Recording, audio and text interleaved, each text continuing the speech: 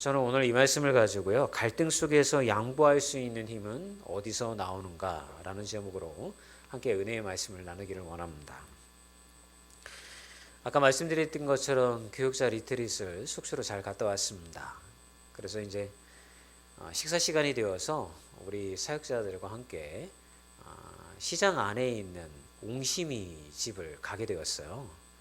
인터넷에서 맛있다고 소문이 났길래 갔더니 이 시장 안에 조그마한 가게더라고요.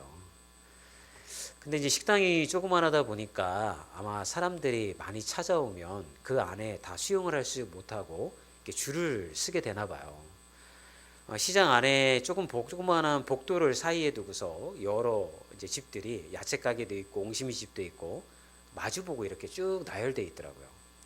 근데 이제 식사를 하다가 맞은편 집을 딱 봤는데 야채 가게였는데 그 앞에 커다랗게 이렇게 경고문 2개가 딱 붙어 있는 거예요. 이 앞에 줄을 서지 마시오. 왜 저거를 이렇게 세워놨을까 곰곰이 생각해 보니까 사람들이 많이 찾아와서 옹심이집 앞에 이제 기다리느라고 줄을 쓰다 보니 그 사람들이 앞집에 야채 가게를 막아버리는 거죠. 그러니까 자기네들이 피해를 받는 거예요. 분명히 이 야채 가게하고 옹심이집은 서로 마주보고 장사를 하기 때문에 서로 아는 사이일 테고 평상시에 인사도 나눌 테고 뭐 그런 사이일 텐데도 불구하고 피해를 계속 입게 되니까 어쩔 수 없이 저 사람도 양보를 하지 못하고 저런 경고문을 저렇게 붙여놨겠구나. 그게 이해가 되는 마음으로 읽혀지게 되어지더라고요. 사랑하는 여러분, 우리는 그리스도인으로서 세상에 살아가면서 이런 얘기를 참 많이 들었어요. 양보해라. 되도록이면 사람들에게 선함으로 대하라. 그런데 그게 지하철에서 누군가에게 자리를 양보하는 건 쉽게 할 수 있지만 일상의 생활 가운데 내게서 이익이 이렇게 빼앗기는 것, 피해를 입는 상황이 되어졌을 때 우리는 아무리 그리스도인이라고 해도 누군가에게 양보를 한다는 건 참 쉽지 않은 것 같아요. 그래서 저는 누군가와 이익 때문에 갈등 가운데 놓이게 되어졌을 때에 우리가 도대체 양보를 하는 건 이미 정해져 있는데 양보를 해야 되는데 도대체 그 힘을 어디서 얻어야 되는가? 누구 말만 따라 믿음이 좋은 사람은 쉽게 양보가 하고 믿음이 없는 사람은 양보하지 못하고 이런 게 아니라는 겁니다. 믿음이 있다 하더라도 여러분 나의 이익을 빼앗기는 양보는 쉽게 할 수가 없는 거예요.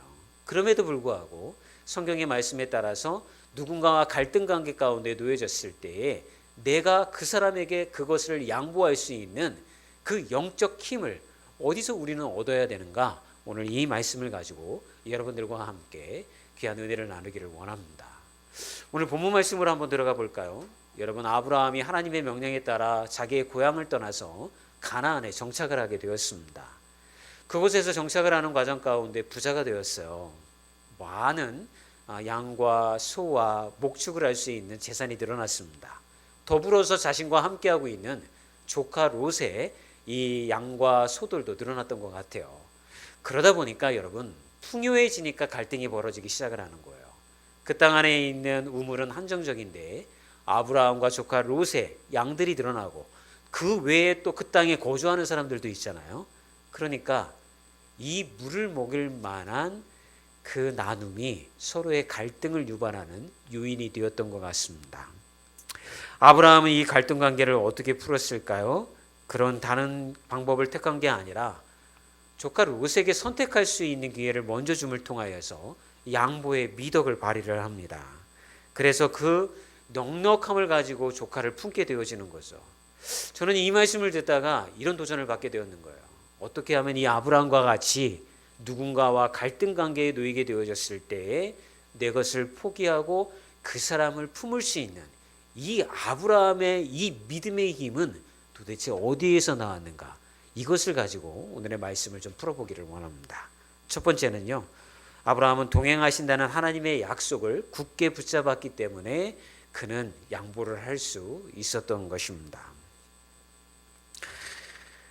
7절의 말씀을 보면 우리에게 이렇게 이야기를 해줍니다. 함께 읽어볼까요? 그러므로 아브라함의 가축의 목자와 롯의 가축의 목자가 서로 다투고 또 가나안 사람과 불이웃 사람도 그 땅에 거주하였는지라. 아까 말씀드렸던 것처럼 여러분 아브라함 입장에서는 자기의 기득권을 주장을 할 수 있었어요. 왜냐하면 집안의 어른이잖아요. 여러분, 큰아버지하고 조카하고 갈등이 일어나면 누가 양보해야 됩니까? 조카가 양보해야죠. 더군다나 조카 롯을 데리고 그 땅까지 온 건 아브라함이었어요. 조카 롯의 공로로 인하여 아브라함의 재산이 늘어난 게 아니에요. 아브라함의 돌봄과 아브라함의 인도함에 따라서 조카 롯도 부자가 되었다는 것이죠. 그렇다고 한다면 이 둘 사이에 갈등이 일어나면 자연스럽게 롯이 먼저 아브라함을 찾아와서 큰아버지, 제가 보니까 제가 떠나는 게 맞는 것 같아요. 큰아버지는 여기 계시고 제가 다른 길을 떠나겠습니다. 그게 서로를 위해서 좋을 것 같아요. 이게 우리가 일반적으로 생각할 수 있는 모습일 것 같아요. 그런데 아브라함은 여러분 먼저 조카 롯을 찾아갑니다. 그리고 그에게 이렇게 이야기를 하죠. 네가 동을 선택하면 나는 서를 택하고 네가 서를 택하면 나는 동을 택할 테니까 네가 먼저 좋아 보이는 것을 선택하렴. 괜찮아. 너에게 부담을 주기 위해서 그러는 게 아니라 나는 그렇게 할 수 있어. 이렇게 얘기할 수 있는 이 아브라함의 힘, 포용력, 이런 어떤 그 넉넉함, 이것은 도대체 어디서 나왔던 걸까요?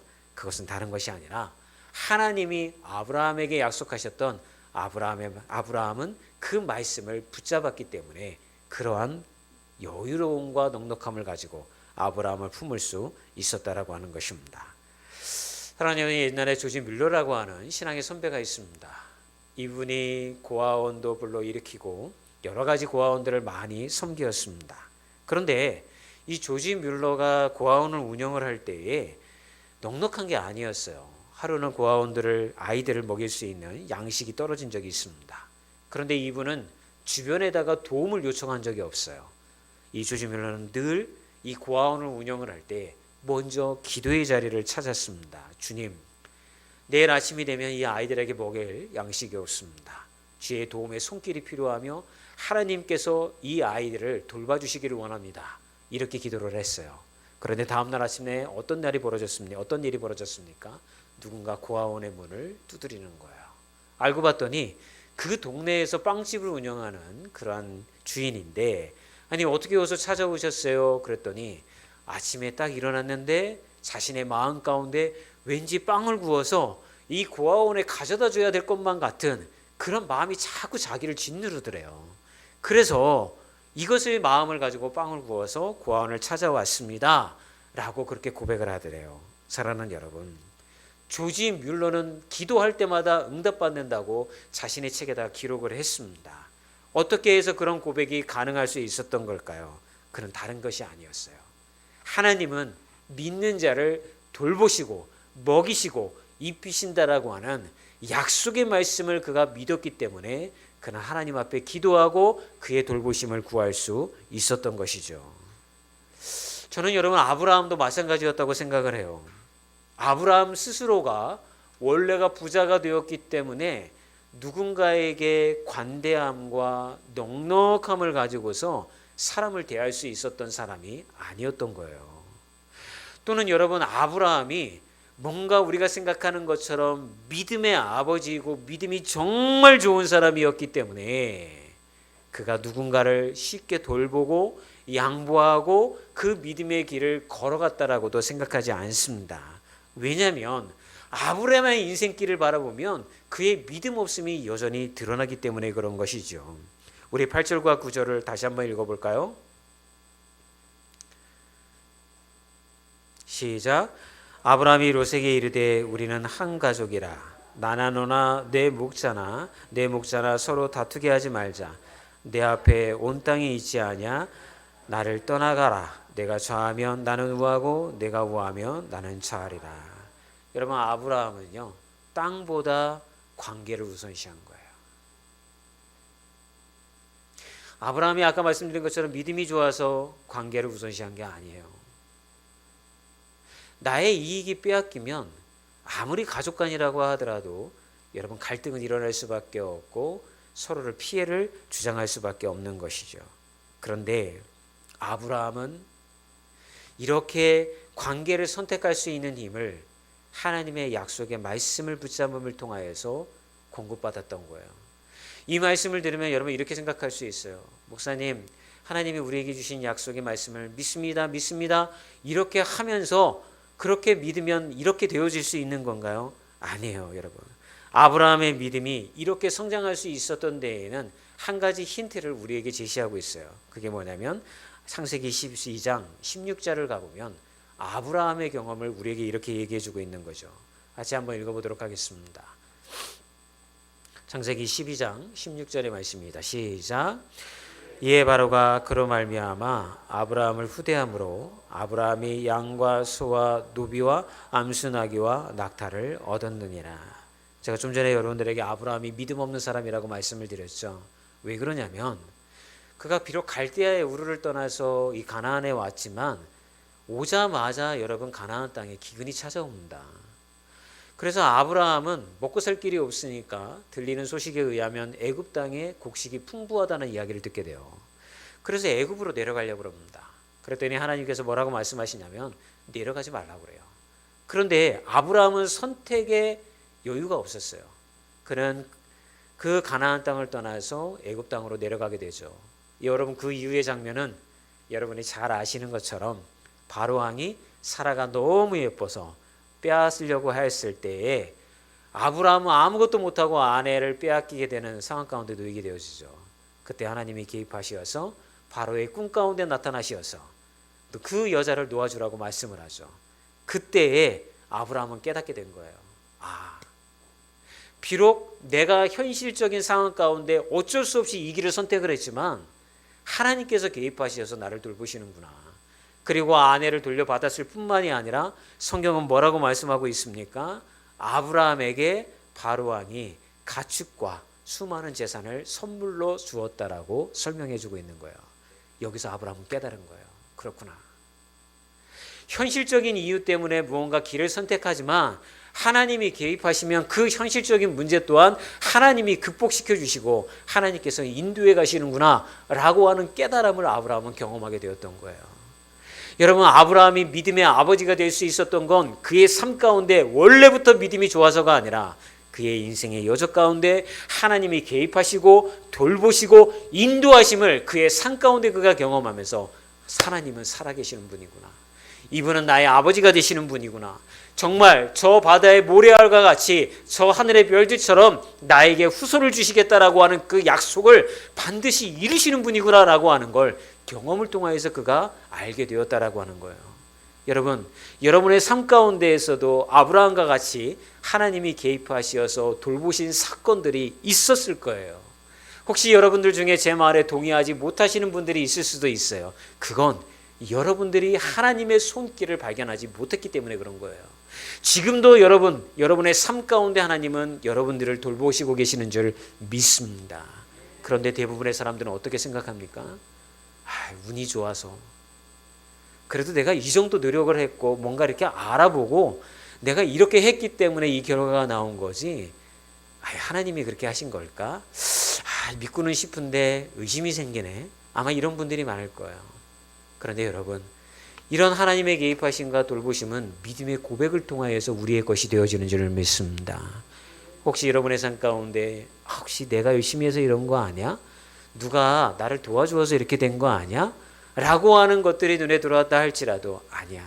주께서 저 사람을 이용하셨고 주께서 나의 상황을 변화시켜 주셨고 주께서 나의 발걸음을 이렇게 인도하셨기 때문에 이런 모습들과 은혜가 나에게 임한 거야 라고 하는 믿음의 고백으로 여러분의 삶을 만들어 가셨으면 좋겠어요. 그러면 여러분 우리 모두가 다 아브라함과 같은 믿음의 가장으로서 여러분 믿음의 아버지가 될 수 있고 믿음의 어머니가 다 되어질 수 있을 줄 믿습니다. 여러분 아브라함은 이 경험을 통하여서 롯을 여러분 품을 수 있었던 거예요. 히브리서 11장 8절은 우리에게 이런 얘기를 해줘요. 읽어봅시다. 시작. 믿음으로 아브라함은 부르심을 받았을 때에 순종하여 장래의 유업으로 받을 땅에 나아갈새 갈 바를 알지 못하고 나아갔으며. 우리는 송구영신 예배를 드릴 때 여러분 말씀을 다 받으셨을 겁니다. 또 한 주간 동안 리딩 지저스 이 말씀을 읽으면서 말씀 가운데 여러분의 심령 가운데 남아있는 아마 구절과 은혜가 있을 줄 믿습니다. 그렇다고 한다면 여러분 우리가 해야 할 일이 있어요. 내가 무엇을 선택해야 될지 모를 때, 올 한 해 내가 어떤 길로 걸어가야 될지 모를 때, 여러분의 10년 가운데 하나님이 남겨놓으신 말씀에 여러분은 순종하셨으면 좋겠어요. 그걸 읽으면서 정말 나의 인생이 어떻게 될지 잘 이해가 되어지지도 않고 뭔가 모든 것이 희미하고 올 한 해 나는 어떻게 견딜 수 있을까, 이런 어떤 의심이 여러분 가운데 찾아왔다 하더라도, 주님, 저의 앞날 올해 어떻게 나의 삶이 인도되어질지는 모르지만 하나님이 주신 말씀을 읽사오니 그 말씀 순종하는 마음으로 말씀 붙잡고 기도하며 나아가겠습니다 라고 고백한다고 한다면, 여러분 히브리서에 나와 있는 이 말씀처럼 아브라함은 부르심을 받았을 때 순종하여 장래의 유업으로 받을 땅에 나아갈새 갈 바를 알지 못하고 갔을 때에 하나님의 역사하심을 통하여 그의 인생이 인도되었음을 알고, 우리 또한 우리가 걸어가야 할 올해의 인생길이 어떤 길로 펼쳐질지는 알지 못하지만 하나님이 동행하시는 인생, 하나님이 주신 말씀을 붙잡는 인생에는 결코 패배함이 없을 것이라는 믿음으로 걸어나가는 모든 분들이 되기를 주의 이름으로 축원합니다. 두 번째 아브라함은 무엇을 붙잡았을까요? 아브라함은요, 눈에 보이는 것이 아닌 보이지 않는 약속을 굳게 붙잡았습니다. 우리 10절 한번 같이 읽어볼게요. 시작. 이에 롯이 눈을 들어 요단 지역을 바라본즉 수알까지 온 땅에 물이 넉넉하니 여호와께서 소돔과 고모라를 멸하시기 전이었으므로 여호와의 동산 같고 애굽 땅과 같았더라. 여러분, 무엇을 선택할 때 여러분 다들 기준이 있으시죠? 우리 청년들은 애인을 선택할 때 어떤 기준을 가지고 선택합니까? 그래서 인터뷰를 했어요. 20대 청년한테, 남자 청년한테 인터뷰를 했더니 예쁘면 좋습니다. 40대 경과하지 못한 노총각에게 물었습니다. 무엇을 가지고 선택을 합니까? 예쁘면 좋습니다. 70대에 이제 상처하시고 홀로 되신 할아버지에게 물었습니다. 재혼하실 때 어떤 기준을 가지고 선택을 하십니까? 그랬더니 예쁘면 좋습니다. 여러분, 남자들은 너무 단순합니다. 예쁘면 다 되는 줄 알기 때문에 여자 말을 잘 들어야 됩니다. 여성분들은 많은 걸 고려합니다. 그렇기 때문에 이 단순한 인생이 하나님의 약속의 말씀을 믿고 하나님의 선택된 인생으로 살아가려고 한다면 여러분 어떤 기준을 가지고 선택해야 되겠습니까? 하나님의 말씀의 기준을 가지고 선택하는 여러분이 되기를 주의 이름으로 부탁드립니다. 청년 여러분, 누군가 여러분 배우자를 선택할 때 믿음이 기준이 되어줬으면 좋겠습니다. 눈앞에 이익을 선택하는 것이 아니고 나에게 도움이 될 것 같아서 선택하는 것이 아니라 하나님의 약속의 말씀을 기준을 삼아서 길을 선택하는 여러분이 되기를 주의 이름으로 축원합니다. 그런데 오늘 본문을 보게 되면 롯은 무슨 기준을 가지고 여러분 선택을 했습니까? 눈앞에 보기에 좋은 것을 가지고 선택을 했던 걸 볼 수가 있어요. 롯이요, 아브라함이 선택을 하니까 탁 올라서서 주변을 둘러봅니다. 그때 성경 말씀에 뭐라고 되어 있습니까? 여러분, 마치 애굽 땅과 같이 풍요로웠다라고 하는 거예요. 광활한 녹초지도 있고 거기에 우물도 있고 또 소돔성과 가까웠기 때문에 지금으로 치면 도시와 매우 가까운 지역에 지내기에 편한 지역이 눈에 들어왔던 거예요. 여러분, 롯은 그 기준을 가지고서 자신의 이익을 위해서 선택을 합니다. 그런데 아브라함은 전혀 다른 선택을 하죠. 롯이 선택하였을 때 정반대의 길을 선택을 합니다. 그가 그렇게 선택할 수 있었던 이유는 뭔가요? 아브라함의 마음 가운데 하나님의 말씀의 기준이 있었기 때문에 그는 그런 선택을 할 수 있었던 거예요. 사랑하는 여러분, 오늘 본문 말씀 14절과 17절로 한번 전사님 좀 내려왔으면 좋겠어요. 도대체 아브라함이 어떤 약속의 말씀으로 기준을 삼고 이것을 선택하고 품어줄 수 있었는지 같이 읽어볼까요? 시작. 내가 있는 곳에 북쪽과 남쪽, 동쪽과 서쪽을 바라보라. 보이는 땅을 내가 너와 네 자손에게 주리니 영원히 이르리라. 사랑하는 여러분, 아브라함이 쉽게 롯에게 좋아 보이는 땅을 선택하라고 양보할 수 있었던 그 능력과 영성은요, 바로 이 말씀을 받았기 때문에 그런 거예요. 하나님은 이 모든 땅, 이 눈으로 보는 모든 땅을 아브라함에게 유산으로 주겠다라고 약속을 하신 거예요. 여러분, 롯이 선택한 땅도 누구의 땅이 되어진다고요? 아브라함의 땅이 되어진다고요. 이 말씀의 기준이 아브라함에게 있었기 때문에 여러분, 롯은 양보할 수 있었던 거예요. 아니, 아브라함이 롯에게 양보할 수 있었던 거예요. 여러분은 어떠십니까? 이 땅 가운데 살아가면서 여러분의 이익 때문에 뭔가를 양보하고 누군가에게 섬기고 누군가를 섬기고 그를 품을 수 있는 사람이 되어지려고 한다면 먼저 여러분 가운데 회복되어져야 되는 게 뭐냐면 하나님이 여러분들에게 주신 약속의 말씀의 기준이 회복이 되어져야 되는 거예요. 목사님, 하나님이 저에게 주신 말씀이 없어요. 아무리 성경 읽어도 나의 마음 가운데 다가오지 않아요. 여러분, 그렇지 않아요. 하나님은 우리에게 뭘 이미 약속해 주셨습니까? 두려워 말라, 놀라지 말라, 나는 너의 하나님이 됨이라. 나의 의로운 손으로 너를 붙들어 주리라. 내가 어디를 가든지 내가 너와 동행하리라. 사망의 음침한 골짜기를 지날지라도 해를 두려워하지 않을 것은 주의 지팡이와 막대기가 나를 지켜주신다 라고 약속해주고 있습니다.